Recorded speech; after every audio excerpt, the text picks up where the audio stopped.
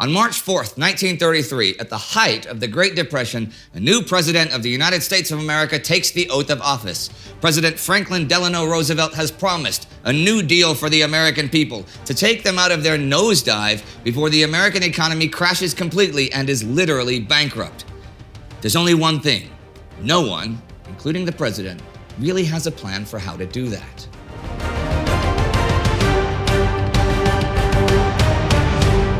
Welcome to Between Two Wars, a chronological summary of the interwar years, covering all facets of life, the uncertainty, hedonism, and euphoria, and ultimately humanity's descent into the darkness of the Second World War. I'm Indy Neidell. In our 1929 episode on the Wall Street crash, we saw how it rocked not only the American economy, but also the American dream of opportunity for prosperity for all. The psychological effect had been immediate. Although the plummet in the value of the stock market only directly affected a minority of Americans, its symbol as an indicator of economic progress panicked the majority. Economic activity immediately slowed as Americans reined in spending. Now in 1933, the United States is caught in the throes of the worst financial crisis that it has ever experienced. It is the Great Depression. But the crash alone did not cause the Depression. Instead, subsequent crises created a domino effect, tumbling the U.S. into a dramatic economic downturn. Even in 2019, historians still debate which of these events is the event. There are some definite measurable effects that we can conclude contributed in some way. How much is a matter of interpretation, of course. The first measurable effect is the stock market collapse itself, which, beyond the psychological impact, also eliminates staggering amounts of investment capital, impacting actual operations and production. Then the Smoot-Hawley Tariff Act in June 1930 creates some of the most radical protectionist trade policies in the history of the United States. Raised tariffs on imported goods launch instant retaliation from America's trading partners with their own protectionist policies, which in turn further exacerbates already ailing foreign trade. A bigger shock in monetary terms is the series of bank collapses that follow the crash in waves. Some of these are tightly linked to the international debt system, creating complex dependencies between U.S. banks and the also suffering global economy. Could it have been avoided? Well, that is a contentious issue that we will never be able to conclude definitely. Some economists say that intervention in the banking system and more involvement of the Federal Reserve to prop up the banks could have thwarted the crisis. Others claim that it was too much intervention by the Fed that tipped the balance.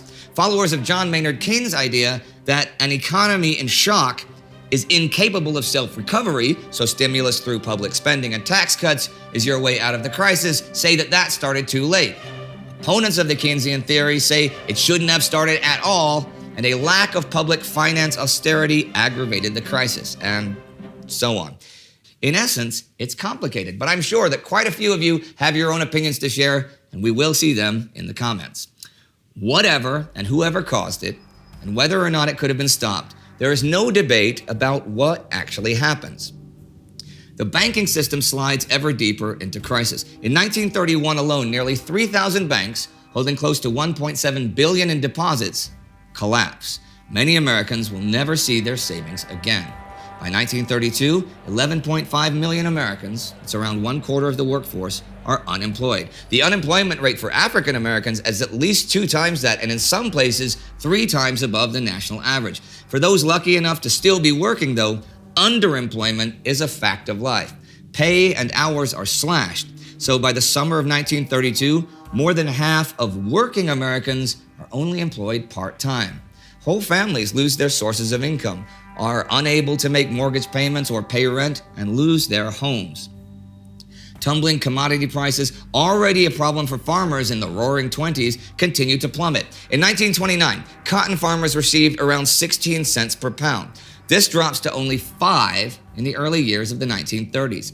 And already before droughts hit, hundreds of thousands of farming families become migrant farm workers, taking work wherever they can find it. As incomes disappear, purchasing power drops, which sends prices tumbling, which in turn eliminates purchasing power from the sellers and wholesalers, who have to drop prices further to move their product. a vicious circle that just pulls the economy further and further into a tailspin. By 1933, industrial production will have fallen by 37%, prices by 33%, and real GNP by 30%.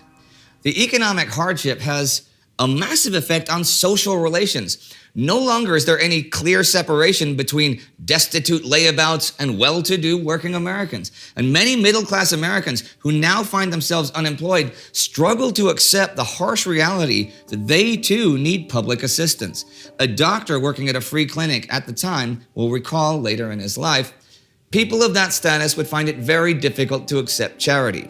Every day, someone would faint on a streetcar. They'd bring him in, and they wouldn't ask any questions. They knew what it was: hunger. When he regained consciousness, they'd give him something to eat. It's no wonder that the bitterness and impoverishment of the era are reflected in one of the best-selling records of the day, most famously recorded by Bing Crosby in 1932, "Brother, Can You Spare a Dime?" was instantly an anthem of the Great Depression.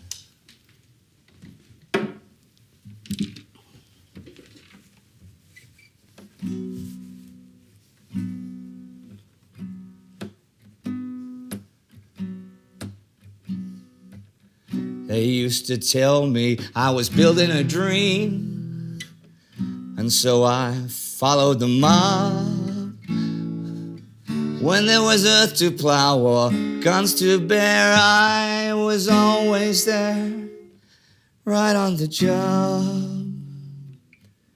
They used to tell me I was building a dream, with peace and glory ahead. Why should I be standing in line just waiting for bread? Well, I built a railroad, I made it run, I made it race against time. Once I built a railroad, now it's done. Brother, can you spare a dime? Brother, can you spare a dime?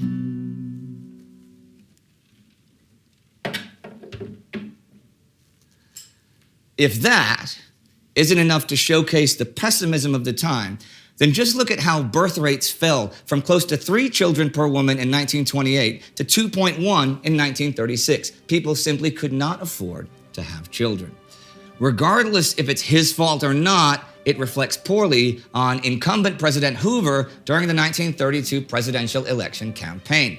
He had become an American icon during the Great War, when he was at the head of the Allied effort to feed the starving Belgian population. He had promised a glorious future for America on the campaign trail and won the election by a landslide in 1928. But a sizable portion of the electorate now sees his handling of the crisis as inadequate. Hoover believed that active government policy was needed to ward off recession, and in 1930 works to increase federal and state spending. But the Depression only deepens. When his first measures have little effect, he tries again at the end of 1931 to save the economy and his presidency. With the creation of the Reconstruction Finance Corporation, the RFC, he aims to lend public funds on a massive scale to banks and other financial institutions. His program is historic. Never before in peacetime has a federal government intervened so directly in the economy. But again, it fails to thwart the recession. The fact that the RFC provides financial assistance to banks, but not ordinary Americans, is used by the Democrats to accuse Hoover of being too cozy with East Coast elites. And then a public relations disaster hits Hoover at what, ironically, is at the core of his reputation, the legacy of his World War I achievements. In 1924, Congress had passed the World War Adjusted Compensation Act, or the Bonus Act, which provided for a retirement payment to veterans. Immediate payments were limited and small, but most veterans received what was called an Adjusted Service Certificate, a specified bonus they were owed and could redeem after their birthday in the year 1945. When hard times and unemployment befell them, many veterans now hope that they can somehow receive this payment earlier, like now. After all, if the government can literally pay billions to the banks, then surely it can provide financial assistance to war heroes. This grows into a movement, and hundreds of thousands of what is quickly dubbed the Bonus Army flocked to Washington in the spring and summer of 1932 to lobby for a new bonus bill to release their payments earlier. They set up in one of the many makeshift shanty towns popularly known as Hoovervilles that have sprung up all over the United States because of rampant homelessness. At first, the government tolerates the presence of the Bonus Army. But even when their proposed bill is defeated in mid-June, many still remain in their encampments, so tension begins to mount. In late July, Hoover orders Army Chief of Staff General Douglas MacArthur to clear out the main Bonus Army camp along the Anacostia River. But MacArthur goes above and beyond his duty. He orders his soldiers to destroy the camp and drive the veterans out of Washington altogether. They fire tear gas, advance with bayonets, and burn the encampments. Most veterans flee, but some stay and fight, hurling bricks or tin cans back at the marching soldiers. They are not a real match for a fully equipped army, though. A certain major by the name George S. Patton is in charge of around 600 men in the operation, and he recalls, "Bricks flew, sabers rose and fell with a comforting smack, and the mob ran. We moved on after them, occasionally meeting serious resistance. Once, 6 men in a truck threw a regular barrage of bricks, and several men and horses were hit. 2 of us charged at a gallop and had some nice work at close range with the occupants of the truck, most of whom could not sit down for some days." Many veterans had brought their families and their entire life possessions with them. And now the soldiers burn down what is essentially their homes with no regard for the fact that they are full of everything these families own. Images of this are picked up by the media, with newspapers across the country covering the events, and the plight of the Bonus Army now elicits mass sympathy among the general public. Although it is MacArthur who is mostly responsible for the overreach, the buck stops with the commander-in-chief, President Hoover, who instantly faces an even more significant loss in reputation. When Franklin Roosevelt, the Democratic presidential nominee, reads about the event in the New York Times, he expresses sympathy for the veterans, but also some satisfaction, reportedly telling an aide that they no longer need to take Hoover seriously as an opponent after such an unmitigated disaster. The president began this campaign with the same attitude with which he has approached so many of the serious problems of the past 3 years. He sought to create the impression that there was no campaign on at all, just as he had sought to create the impression that all was well with the United States and that there was no depression. His prediction is correct. In November 1932, Roosevelt wins the election in a landslide, carrying 42 of the 48 states, or the Electoral College, and 57.4 of the popular vote against Hoover's 39.7. But by the time FDR is inaugurated in March 1933, things have only gotten worse. Bank failures have surged, and state governors across the country have declared mandatory bank holidays. In a desperate attempt to maintain prices, farmers are now burning their crops. Ominously, and only weeks before he takes office, Roosevelt survives an assassination attempt in Miami. But despite the pessimism gripping the country, Roosevelt exudes optimism and confidence during his inaugural address. He challenges the millions of Americans who are listening on their radio to struggle with him to save America, famously declaring That the only thing we have to fear is fear itself. And he wastes no time before making changes. However, it's not really a unified program. It's consistent improvisation and reaction. Nevertheless, he and his circle of advisors, dubbed the Brain Trust, now develop a set of policies that together will famously become the First New Deal. His first priority is fixing the banking system. He declares a mandatory bank holiday and then pushes the Emergency Bank Act through legislation. The act gives the government the power to close banks in danger of failing and reopen those that will be stable. The Fed is empowered to pump more currency into banks. These immediate measures do much to re-foster public trust in the banking system, so depositors quickly stop hoarding cash and place it back into into savings. The regular operation of banks begins once again, and the stock markets react positively. Although it's difficult to discern any single economic theory behind his policy, Roosevelt is certainly convinced that it is essential to reflate the economy, meaning that the severely depressed prices have to rise. For that, cash needs to move more freely, though. And with this in mind, he prohibits the private hoarding of gold currency and bullion, the export of gold, and takes government control over domestic gold production already in April 1933. 2 weeks later, on the 20th, he unlinks the dollar from the gold standard to let the dollar be traded at free market valuation. It plunges by 11.5% against the European currencies still on the gold standard.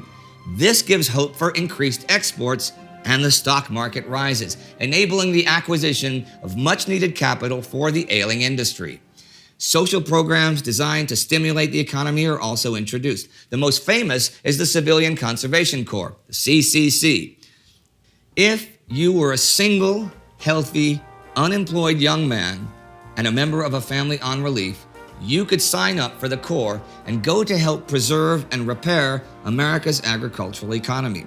Most of the wages will go to the man's family as he works to build bridges, prevent floods, save crops from grasshoppers, and other such tasks. Huge stimulus packages are introduced. The Public Works Administration, PWA, is set up and empowered with $3.3 billion, which is almost 6% of the nation's entire economy, to fund large-scale public works like dams, bridges, and schools. Other agencies are formed, like the Civil Works Administration, a jobs creation program, which by the end of the year 1933 has already given 4 million Americans work. All of this is supported by a presidential public communications program, the first of its kind, with bi-weekly press conferences where FDR continues to exude confidence. He frequently broadcasts his fireside chats on the radio, where he casually relays his policy to the public.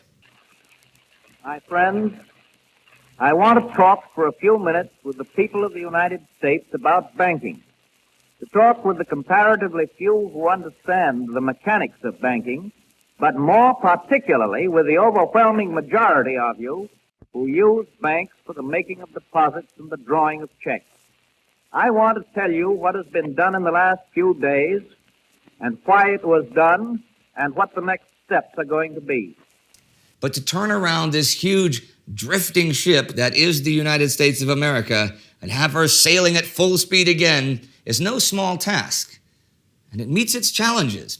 Some of the programs that the FDR White House introduces are seen as government overreach. One of them, the National Industrial Recovery Act, is even found unconstitutional by the Supreme Court and overturned. At any rate, this unprecedented federal involvement in the economy changes U.S. politics forever. Also, in parallel to the economic downturn, massive droughts strike the Midwest in 3 waves to create the infamous and iconic Dust Bowl. This part natural, part man-made disaster creates terrible hardships across rural America. Nonetheless, the economy grows by over 10% most years for the rest of the 1930s. Though in 37 and 38, it briefly slips back into recession as FDR's administration ends many of the New Deal programs.